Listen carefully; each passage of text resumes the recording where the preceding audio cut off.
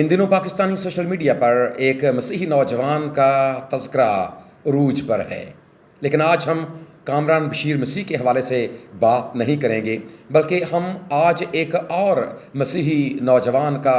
ذکر کریں گے جو تاریخ میں امر ہو چکا ہے، اور اس نوجوان کا نام دانیل اطارد ہے،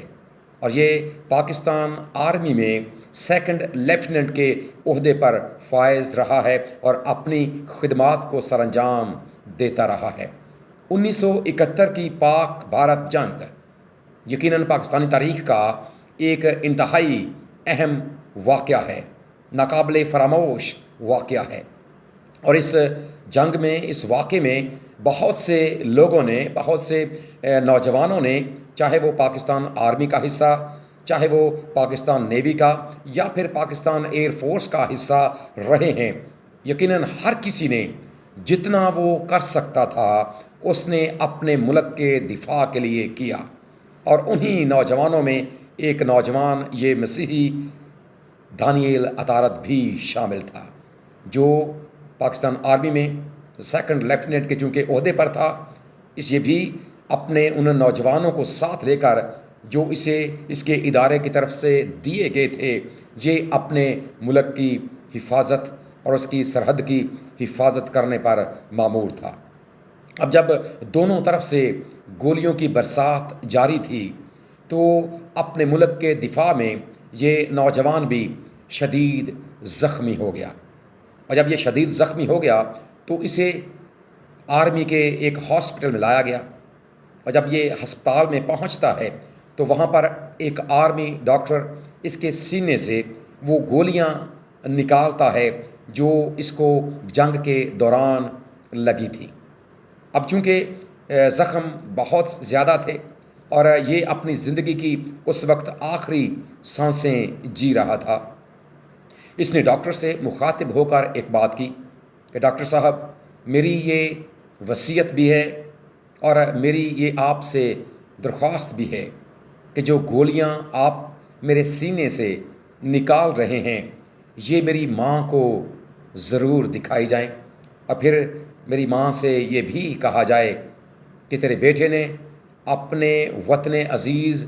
پاکستان کے لیے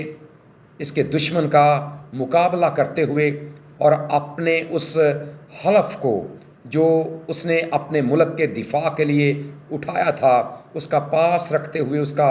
مان رکھتے ہوئے اس نے یہ گولیاں اپنے سینے پر کھائی ہیں اور اپنے دشمن کو پیٹھ نہیں دکھائی۔ اور پھر یہ بات، یہی بات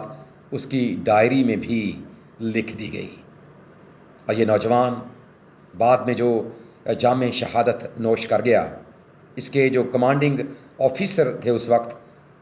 لیفٹیننٹ کرنل ریاض جاوید، انہوں نے پھر یہ سفارش کی کہ اس بہادر مسیحی نوجوان کو ملٹری کا تیسرا بڑا اعزاز ستارہ جرت دیا جائے، اور ہم اس بات کے لیے اپنے خدا کا شکر ادا کرتے ہیں کہ وہ ہمارے نوجوانوں کو ایسی جرت اور ایسی شجاعت اور ایسی بہادری عطا کرتا ہے، ایسی مضبوطی عطا کرتا ہے کہ وہ اپنے حلف کو یاد رکھتے ہیں اور وہ اپنے ملک پاکستان کے لیے اپنی جان تک کا نذرانہ پیش کر دیتے ہیں، اور تاریخی اور آنکھ میں ایسے بے شمار واقعات درج ہیں،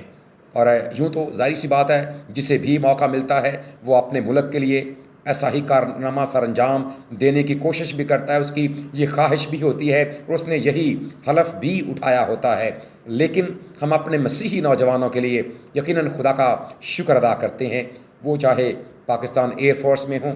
چاہے وہ پاکستان نیوی میں ہوں یا پاکستان آرمی میں ہوں، ہمارے مسیحی کبھی بھی اپنے وطن کے دفاع میں غافل نہیں رہے، بلکہ وہ ہمیشہ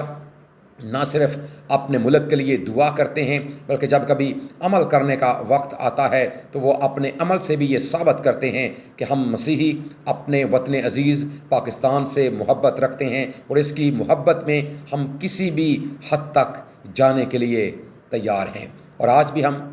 ان دنوں کے لیے خداوند کی شکر گزاری کرتے ہیں۔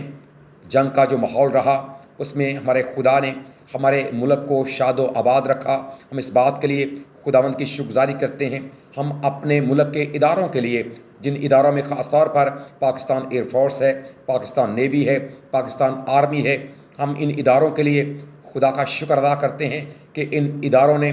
اپنا کردار بخوبی نبھایا ہے، اور ہم دعا گو ہیں کہ ہمارا یہ ملک اسی طرح شاد و آباد رہے، ہمیشہ ہمارے خدا کے پاک پروں کا سایہ اس کے اوپر بنا رہے، اور اس میں رہنے والے تمام لوگ اسی طرح شاد و آباد رہ کر، اسی طرح خوشی خرمی میں رہ کر اپنے ملک کی ترقی کے لیے، خوشحالی کے لیے، اور خاص طور پر اس کے دفاع کے لیے اپنا اپنا کردار